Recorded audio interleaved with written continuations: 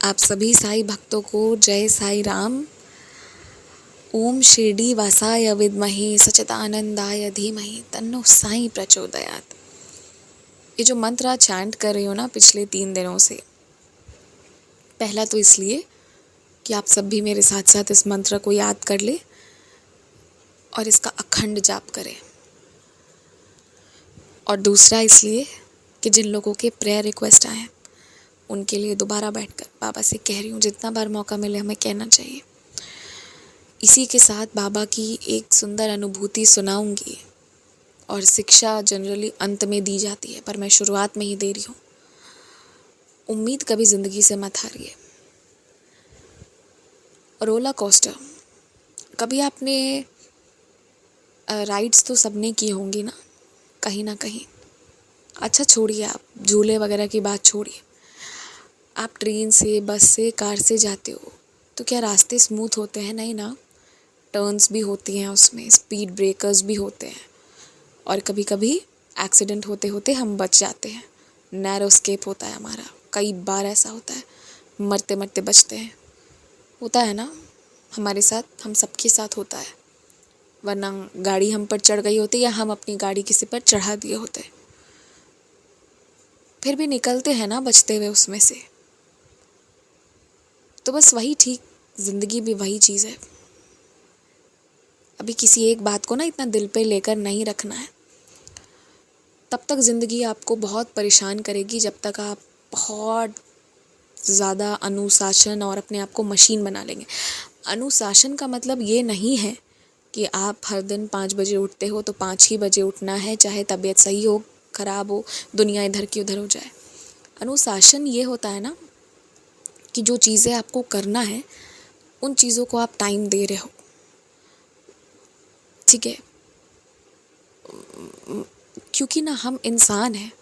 अगर हम अनुशासन को उस वे में लेके चलेंगे ना कि भाई हमारे खाने का टाइम 12:30 से 1 होना चाहिए, क्योंकि कभी कभी 12 से 12:30 भी हो सकता है और कभी 1 से 1:30 भी हो सकता है, तो उतनी फ्लेक्सिबिलिटी हमको देना होगा, याद रखिएगा। क्योंकि अगर आपका अनुशासन ये मीन कर जाए कि नहीं 12:30 तो 12:30, वो 1 नहीं हो सकता है, तो फिर आप लाइफ को आराम से नहीं जी पाएंगे। तो अनुशासन का भी एक मतलब है, उसकी भी एक सीमा है, उसकी भी एक गति है, उसको हमको समझना है। और हाँ, हम इंसान हैं, हमको इंसान की तरह अपने आप से पेश आना है। अगर आप एक ही रूटीन को फॉलो करते रहेंगे तो यदि सब कुछ अच्छा चल भी रहा होगा ना, आपको अच्छा नहीं लगेगा। एक टाइम के बाद आपको लगेगा कि पता नहीं ज़िंदगी में क्या हो रहा है, चाहे आप परफेक्ट स्पीड पे परफेक्ट काम क्यों ना कर रहे हो। क्योंकि आप इंसान हैं, आप मशीन नहीं हैं कि जिसको पता है कि उसकी प्रोग्रामिंग अगर दे दी गई है तो वो कपड़ों को गोल गोल घुमाएगा, धोएगा, रिंस करेगा, ड्राई करेगा और निकाल देगा बाहर। वॉशिंग मशीन नहीं है आप इंसान हैं। तो ये आपको समझना होगा। कभी कभी घर से बाहर काम के लिए निकलना, लेकिन आधे दिन की छुट्टी करके एकदम से मूवी देख कर आना, ये भी करना चाहिए। आपको लगेगा बड़ा स्ट्रेंज बात है ये, मतलब बाबा के चैनल पर मैं क्या ही बोल रही हूँ, लेकिन मैं प्रैक्टिकल बातें कर रही हूँ। मतलब मेरी भक्ति वैसी नहीं है, मतलब सन्यासी वाली भक्ति नहीं है मेरी, और मैं दुनिया में रहती हूँ तो दुनिया को जीती भी हूँ, ये भी है। और ये बाबा का ही बनाया हुआ दुनिया, हम क्यों नहीं जिए भाई। तो फिर अपने आप को, अपनी लाइफ को हर वो चीज़ दीजिए जो आप करना चाहते हैं, इतनी चिंता मत करिए, ठीक है? अभी ये जो डिवोटी हैं, आप देखिएगा, आप सोचेंगे कि इनकी किस्मत इससे अच्छा ही इनको भगवान ने जन्म ही नहीं दिया होता, लेकिन भगवान जन्म देता है किसी न किसी कारण से ही देता है। ये जो डिवोटी थी ना, इनका जब से जन्म हुआ है, आँख खुला है, इन्होंने अपने माता पिता को लड़ते झगड़ते ही देखा है, दूसरा कुछ इन्होंने देखा नहीं। और इन्होंने ये रियलाइज़ किया कि गलती इनकी माँ की है। वो जो है ना, वो मतलब शादी के अलावा किसी और के साथ उनका मिलना जुलना, उठना बैठना है। तो इसके कारण जो है परिवार अगर ऐसा हो जाए तो फिर तो परिवार का बेस ही ख़राब है, तो वो कैसे चल पाएगा। तो ऐसे में ना इन्हें बहुत बचपन से परेशानियों का सामना करना पड़ा। सबसे बड़ी बात है, आप लड़ाई झगड़े वाले इन्वायरमेंट में कितने दिन कोई रह पाता है। 1-2 दिन में हम लोग परेशान हो जाते हैं, और कोई अगर बचपन से वो चीज़ देख रहा हो तो एक दिन तो उसका पेशेंस ख़त्म होगा। लेकिन इनकी परीक्षा जो चली है बहुत कड़ी, इनके फादर साइड डिवोटी थे, तो इसलिए ये भी बाबा की भक्ति करना शुरू कर दी और बहुत करी है इन्होंने भक्ति। 10th स्टैंडर्ड में भी इन्होंने बाबा की बहुत पूजा की और जो है बाबा की कृपा से इन्हें जो है ना, हाँ, बाबा की कृपा से ये पास हो गई, लेकिन ये जो रिज़ल्ट चाह रही थी वो इनको बिल्कुल नहीं मिला। इन्होंने बाबा से जो मांगा ना वो चीज़ बिल्कुल नहीं हुई। इन्होंने जिस स्कूल में आगे एडमिशन लेना चाहा वहाँ इनको मिल ही नहीं सकता था रिज़ल्ट के कारण, और इन्होंने मेहनत में कमी नहीं की थी। एक होता है ना कि हम मेहनत कम करें तो फिर बात होती है, पर जिसने इतना मेहनत किया हो तो फिर क्या।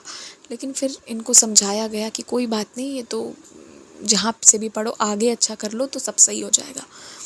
और फिर 12th में भी इनको जितने मार्क्स चाहिए थे इन्होंने बहुत मेहनत की और इस बार विश्वास रखा बाबा पे भी, सब कुछ किया, लेकिन फिर वही हुआ। इनका नाम टॉप 10 में भी नहीं था और इन्होंने बहुत मेहनत करी है, बहुत मेहनत, मतलब इन्होंने कोई कमी नहीं की। और हाँ, ये अपने पेरेंट्स का डिवोर्स नहीं चाहती थी, उसके लिए भी इन्होंने बाबा जी से बहुत कहा था, लेकिन वो भी चीज़, इनकी अर्ज़ी वो भी स्वीकार नहीं हुई। डिवोर्स हो गया, इनकी मम्मी दूसरी शादी कर ली और ये और इनके फादर थे, ठीक है। तो इन्होंने जो कहा उसमें से कोई भी चीज़ नहीं हुई, लेकिन इन्होंने बाबा का हाथ भी नहीं छोड़ा। मैं इतनी बार नहीं पे फोकस इसलिए कर रही हूँ ना कि आप सोचते जाइए, 1-2 विश हमारी पूरी नहीं होती और हम क्या करते हैं, ऐसे हो वैसे हो या नहीं हो। और इनका आप देखिए, जो मांगा उसमें से एक भी लाइफ की मेजर चीज़ें तो मिली ही नहीं इनको। पेरेंट्स का डिवोर्स होना और उससे पहले वो झगड़े, कभी वो लाइफ जी ही नहीं पाई ढंग से, और करते करते 12th पास। और जब तक इनकी मदर इनके साथ थी तब तक इन्हें यही दिखा था कि इनकी मदर के कारण प्रॉब्लम आ रहे हैं, लेकिन इनकी मदर के जाने के बाद इन्हें इनके फादर में भी प्रॉब्लम नज़र आने लगी। वो शादी किसी से नहीं करते, लेकिन मिलना जुलना उनका भी चालू हो गया था। इनका कोई भाई बहन नहीं था, बोलने जाए तो किसको बोलने जाए, दोस्तों से हम उतना बोल नहीं सकते। 10th-12th में उतने अच्छे दोस्त नहीं होते कि हम उतना बोल दें और वो उस बात को डाइजेस्ट कर ले। और इनकी माँ ने इनको ये बात सिखाई थी कि चाहे जो भी हो जाए अपनी बातें बाहर मत कहना किसी से, वरना तो बहुत दिक्कत होना। और इन्होंने उस चीज़ का पालन किया भी था। तो आप सोचिए कि क्या करता कोई इंसान ऐसे में। अब फादर के साथ रह रही हैं और फादर का भी अब वही चीज़ है, और मदर जो अब साल में एक आध बार बर्थडे वर्डे विश कर देती, और बिल्कुल ये इनका जाना आना सब बंद था। सोचिए कैसी लाइफ इनकी थी। खैर, उसके बाद इनका कॉलेज में एडमिशन करवा दिया गया और इनके जो है फिर कॉलेज पूरे हो गए। अच्छा, इस पूरी जर्नी में ना कोई एक इंसान अगर इनके साथ था तो वो थे इनके मामा, यानी इनकी माँ के भाई, जो ये महसूस करते थे कि इनके साथ बहुत गलत हुआ, इस बच्ची के साथ कभी इंसाफ हुआ ही नहीं है। इनके मामा इनकी माँ से बहुत बड़े थे, ठीक है। तो फिर उसके बाद क्या होता है, इनकी शादी के लिए लड़का खोजा जाता है, इनकी शादी करवा दी जाती है। इनको ये भी नहीं पूछा गया कि तुम आगे क्या चाहती हो, कुछ करना चाहती हो या नहीं, बस मतलब सबको मुक्ति चाहिए था कि अभी है तो बस इसका शादी वादी करवाओ और इससे इसकी ज़िम्मेदारी से मुक्त हो जाओ। इनके फादर भी यही चाहते थे, क्योंकि ना इनकी मदर ना इनके फादर को इनकी रिस्पॉन्सिबिलिटी लेना नहीं चाहते थे। और इनकी शादी करवा दी गई, ठीक ठाक फैमिली में करवाई गई थी, और तब इनके मामा भी ज़िंदा थे। लेकिन जो इनके फर्स्ट हस्बैंड थे, वो जो बर्ताव इनके साथ करते थे, हर तरह से इनको अब्यूज़ करना, और एक नहीं उनके कई रिश्ते, बाहर में बहुत सारी लड़कियों बहुत सारी महिलाओं के साथ उठना बैठना। तो इनकी एक शादी हुई वो भी अच्छी नहीं हुई, और मतलब ये बाबा के सामने बहुत रोती थी, और इन्होंने एक्सेप्ट कर लिया था जो बाबा ने दिया ना, इन्होंने एक्सेप्ट कर लिया। और फिर इन्होंने ये सब बातें जब अपने फादर मदर को बतानी चाहिए तो वो लोग इनमें इंटरेस्ट नहीं लेते थे। दे वेर काइंड ऑफ, हो गया तेरी शादी हो गई ख़त्म। लेकिन जो इनकी मामा है ना, उनको बताया, वो सुने, उन्होंने इनके हस्बैंड को डांटा भी, जिससे कि इनके हस्बैंड थोड़े डर भी गए। लेकिन इनके मामा को ना बहुत बुरा शौक लगा था, मतलब इस बच्ची के साथ अब जाके, मतलब एक फैमिली इकोनॉमिकली बहुत अच्छी नहीं थी, मतलब ठीक थी, मिडिल क्लास ठीक था, लेकिन वो जानने सुनने में वो लोग सही थे, उसके माँ बाप सब अच्छे थे। अब कोई किसी के दिल को तो झांक के नहीं देख सकता ना कि उसके दिल में क्या है, वो कैसा बर्ताव करेगा। तो घर वालों ने जितना वो बेहतर समझ पाए थे किए थे, लेकिन वो भी नहीं चला। तो इनके मामा को इतना शौक लगा ना कि उनकी डेथ हो गई इस चीज़ के बाद। एक ही इंसान जो उनको प्यार करता था या समझता था वो भी चला गया। अब कोई इनके साथ पास था नहीं। सहेलियां भी थी, लेकिन आखिर सब अपनी लाइफ में इंगेज हो जाते हैं, कोई कितना किसी का साथ दे पाएगा। तो ये बहुत रोती थी, बहुत रोई। एक दिन ना इनके हस्बैंड जो है ना, इनके एग्जिस्टेंस पे क्वेश्चन किए कि तुम अपने ही पेरेंट्स की बच्ची हो या नहीं, मतलब आप समझ रहे हो ना, इस तरह से क्वेश्चन करा कि तुम्हारे एग्जिस्टेंस पे। तो उस दिन ना इनका पेशेंस ख़त्म हो गया कि मतलब अब ये मेरे माँ बाप को भी ऐसा करके बोल रहा है। हालांकि इनके माँ बाप को कोई फ़र्क नहीं पड़ता था। इनकी माँ थोड़ा बहुत पूछ लेती थी, पर क्योंकि उनके अपने बच्चे थे और वो अपनी लाइफ में व्यस्त थी और उनके हस्बैंड इतना अलाउ नहीं करते, तो ये अपने उन बच्चों को छोड़कर इनके पास आ भी नहीं सकती थी। तो इनकी ज़िंदगी में हर चीज़ ख़राब होने लगा। तो इन्होंने तय किया कि मैं डिवोर्स लूँगी। ठीक है, तो डिवोर्स फाइल हुआ और उसका प्रोसेस चला कुछ वक्त, 1.5-2 साल तक चला वो प्रोसेस। तो उस दौरान अब ये जब अपने हस्बैंड का भी घर छोड़ दी, तो अब ये करेंगी क्या। तो ये जब वहाँ से निकली थी ना, तो इनको एक पता था कि हाँ एक है जिनका एक कमरे का घर है। तो इन्होंने वो कमरे का घर लिया था। हालांकि इनके हस्बैंड ने फिर उन लोगों को कह के इनको हटवा दिया, ठीक है, क्योंकि वो हस्बैंड लोग के जान पहचान के थे। फिर इन्होंने बहुत मेहनत से दूसरा खोजा और दूसरे एरिया में जाकर खोजा। तो फिर उसके बाद जो है, अब इन्हें कोई तो काम करना था। ये पढ़ी लिखी हुई थी। इन्होंने बाबा के व्रत करने शुरू किए, गुरुवार व्रत भी करा।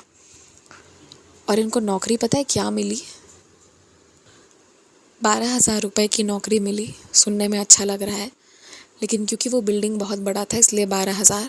इनको वहाँ पर झाड़ू और पोछा करना था उस बिल्डिंग के लिए, और इन्होंने वो काम खुशी खुशी स्वीकार किया। ये उस बिल्डिंग में रिसेप्शनिस्ट तो कम से कम बन ही सकती थी, इतना पढ़ा था इन्होंने।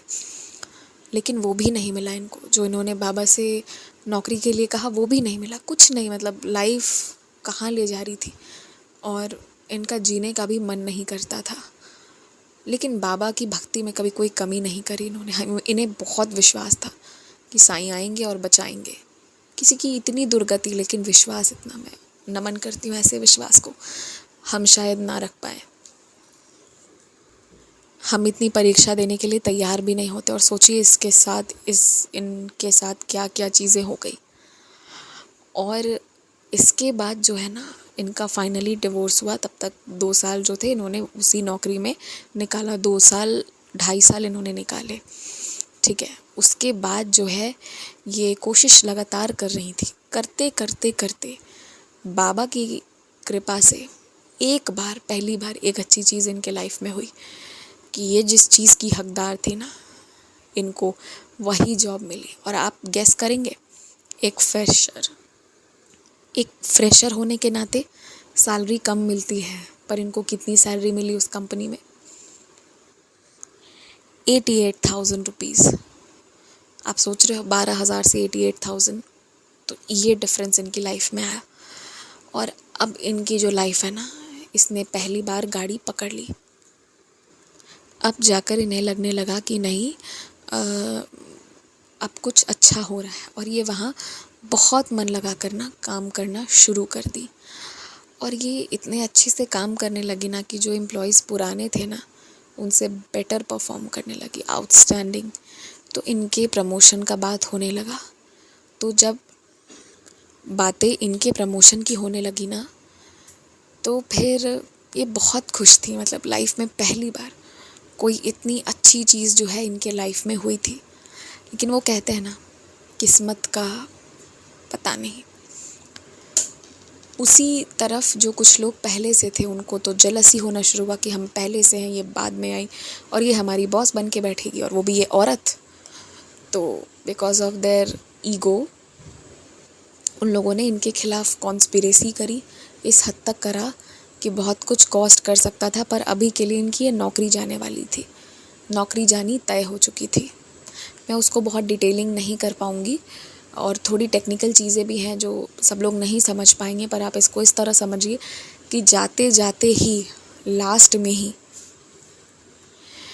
जो इनकी बॉस थी, जो हालांकि इनके फेवर में बहुत नहीं थी, इनसे जलती ही थी, लेकिन फिर भी ना उन्होंने ऐसा फॉल्ट पकड़ा जो सामने वाले लोगों ने कॉन्स्पिरेसी करी थी, तो इतना बड़ा गड़बड़ करा था इनके नाम पर कि उसके बाद ये इनको नहीं निकाली उन्होंने। मतलब वो बहुत नाराज़ हो गई। उन्हें ये उम्मीद नहीं थी कि उनके पुराने एम्प्लॉयज़ ऐसा कुछ करेंगे इतने ईगो में आकर। और इनकी नौकरी जाते जाते बाबा ने बचा ली। ऑलमोस्ट जाने वाली थी और अब ये सोच रही थी कि अगला क्या करना है। और इनकी स्थिति ऐसी बाबा ने लाके कर दी थी कि ये दोनों चीज़ के लिए रेडी थी। आगे इसी फील्ड में नौकरी मिले तो भी, नहीं मिले तो पोछा भी कर लेंगे, जो करने को मिलेगा वो कर लेंगे। ज़िंदगी इनके साथ ऐसा ही कर रही थी। खुशी जैसे ना इनकी किस्मत को बर्दाश्त नहीं होता। तो जो दूसरे एम्प्लॉयज़ थे ना, फिर उन्होंने जेन्युइनली बहुत माफ़ी मांगा, बहुत ज़्यादा। उसमें से एक को तो टर्मिनेट कर ही दिया गया, जिसकी सबसे बहुत बड़ा रोल था, उनको तो हटा दिया गया। अब बाकी बचे हुए लोग थे, उनको चेंजेस वगैरह करके उनको फिर भी छोड़ दिया गया, बट उन पे स्ट्रिक्ट ऑब्जर्वेशन रखा गया। इसी में इतनी गड़बड़ी करने के दौरान ही, एंड हाँ ये तो मैंने बताया नहीं, जिसने इनके खिलाफ़ कॉन्स्पिरेसी करा था समहाउ वो उनके एक्स हस्बैंड के रिलेटिव भी निकले दूर के बाद में। तो ये सब वैल्यू ऐड कर रही थी इनके खिलाफ़। तो उसी में से जो था, जो उनको सपोर्ट कर रहा था, ठीक है, जिसकी गलती उतनी नहीं थी, बस वो थोड़ा सा बूस्ट कर दे रहा था, तो उस बंदे ने ना बाद में इनको देखा कई दिन, मतलब कई महीने देखा, 18-19 महीना। तब उसने रियलाइज़ किया कि इन लोगों ने बहुत गलत करा था या करने जा रहे थे इसके साथ, मतलब ये जो डिवोटी हैं इनके साथ। और फिर वो ना इनसे माफ़ी मांगना, इनसे बातें करना, सब कुछ करना शुरू कर दिया। ज़िंदगी में पहली बार कोई इनको बहुत अच्छा लगा था, but then she came to know कि वो जो थे ना, उनकी शादी की बात ऑलरेडी कहीं चल रही थी। लेकिन इस बार बाबा ने इनके किस्मत का साथ दिया। वो भी इनसे शादी करना चाहते थे, ये जानते हुए भी कि इनके पास्ट में ऐसा रहा है और उनका फर्स्ट मैरिज रहेगा। फिर उनकी मम्मी को रेडी किया गया, जो इनकी मदर इन लॉ हैं एट प्रेजेंट, और फिर जो है इन लोगों की शादी हो गई।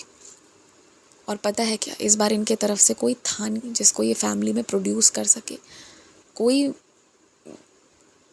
मुझे याद नहीं है, कोई दूर दराज के चाचा चाची की बेटी एंड उनके हस्बैंड जो हैं दामाद, वो आए हुए थे। इस तरह से इनकी शादी करवा दी गई। तो जो इनके हस्बैंड थे, उनके माँ बाप के बड़े अरमान थे धूमधाम से शादी के, लेकिन वो हो नहीं सका क्योंकि इनके तरफ से कोई था नहीं। ये अकेले बहुत कुछ इंतज़ाम नहीं कर सकती थी। तो शादी नॉर्मल हुई, इनका रिसेप्शन बहुत ग्रैंड, बहुत सुंदर हुआ और ये बहुत खुश थी इस चीज़ को लेकर। मतलब लाइफ में पहली बार इनको कुछ अच्छा मिला था। डर भी लग रहा था कि फिर से वही चीज़ दोहराई नहीं जाए। और ये सब चीज़ में बहुत समय लग गया, मतलब समय लगा। आई बिलीव 8-9 साल का समय में ये सब चीज़ें हुई हैं इनके साथ, धीरे धीरे श्रद्धा सबूरी बनाने के कारण। लेकिन जो चीज़ आगे इनके साथ हुई ना, वो और खूबसूरत थी। कंपनी के तरफ से इनके हस्बैंड ने कंपनी चेंज करी थी, इन लोगों को फॉरेन भेजा गया। तो ये कुछ साल वहाँ भी रहीं, वहाँ की लाइफ को भी इन्होंने जिया, वहाँ के एक्सपीरियंस भी करे, इन्होंने अपने करियर को भी इन्हेंस किया और आज इनके बच्चे भी हैं। तो इन्होंने कभी सोचा नहीं था कि जब ये पोछा लगाती थी ना, तो इन्होंने कभी सोचा नहीं था कि मैं इस बिल्डिंग में प्रॉपर एज अ स्टाफ काम कर रही हूँ, तो कभी ऐसा भी पल आएगा कि मैं विदेश जा पाऊँगी। बात यह है कि इनके टैलेंट में कमी नहीं थी, पर इन्हें ये नहीं पता था कि अपॉर्चुनिटी कहाँ से लेना है, क्योंकि हर तरफ से सताई हुई थी ये। लेकिन इन्होंने बाबा को ना विश्वास के साथ पकड़े रखा, चाहे कुछ भी हुआ, और वही कारण है कि अपने सपने को हकीकत होता देख पाई। बस उनका नाम लीजिए, आज परीक्षा ले रहे हैं, कल कृपा भी करेंगे। और हड़बड़ाइए मत, सही गलत समय हम क्यों चुने। किसी किसी के साथ कुछ चीज़ें जल्दी होती है ना, तो कुछ चीज़ें देर उनके साथ भी हो रही होती है। किसी को सब कुछ एट द सेम टाइम नहीं मिलता, पर जो जिस टाइम पे मिलता है वो परफेक्ट होता है। इनकी ज़िंदगी ने इनको जितना चीज़ें नहीं दी थी ना, इतने में कोई पता नहीं क्या ही कर लेता, पर इन्होंने विश्वास रखा। जो शहर छोड़ के दूसरा जाने का नहीं सोच सकता था, और जाता भी तो किसके पास, वो विदेश भी हो आया। इसलिए ज़िंदगी से कभी उम्मीद मत हारिए। जो काम मिले उसे छोटा बड़ा नहीं, उसे आशीर्वाद समझ कर कीजिए। शुरुआत छोटी ही होती है, पर उसके परिणाम खूबसूरत मिलते हैं। विश्वास रखिए, श्रद्धा सबूरी। डिस्क्रिप्शन में आपको मेरे व्हाट्सएप नंबर और सारी डिटेल्स मिल जाएंगे। आप चाहें तो वहाँ अपना एक्सपीरियंस शेयर कर सकते हैं। डिसअपियरिंग मैसेज ऑफ कर दीजिएगा, टाइमर ऑफ कर दीजिएगा। कभी कभी मैं देर से भी रिप्लाई करती हूँ। जय साई राम।